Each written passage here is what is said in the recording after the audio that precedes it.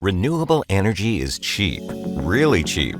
Between 2010 and 2023, the cost of wind power came down nearly 70%, and solar costs dropped even faster, by 90%. Batteries that help store excess wind and solar power are falling in cost too, riding the wave of increased use in electric vehicles. And it's not stopping here. Cost declines are expected to continue for decades. How did we get here? A combination of policy and technology. In the early 2000s, policies in California, Iowa, Germany, and elsewhere drove growth in solar and wind, allowing these resources to achieve economies of scale and greater efficiency in production that began to take off in the 2010s. Fast forward to 2025, and clean energy is the cheapest source on the planet.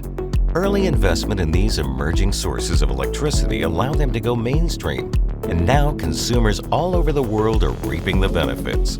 Once installed, wind and solar don't require any fuel, meaning they provide energy at almost no cost, insulating against volatility in fuel prices and inflation. They can lessen the need to turn on big, expensive power plants, bringing down the cost of power generated. This effect isn't just a theory, it's in practice today. In South Australia, where solar generation jumped by 25% from 2022 to 2023, the average cost to generate electricity dropped over 60%. Iowa is the U.S. state with the highest percentage of renewable energy generation, with over 60% of its electricity coming from wind and solar last year. It's seen some of the slowest growing prices for electricity in the country. Renewable energy is keeping electricity prices low around the world.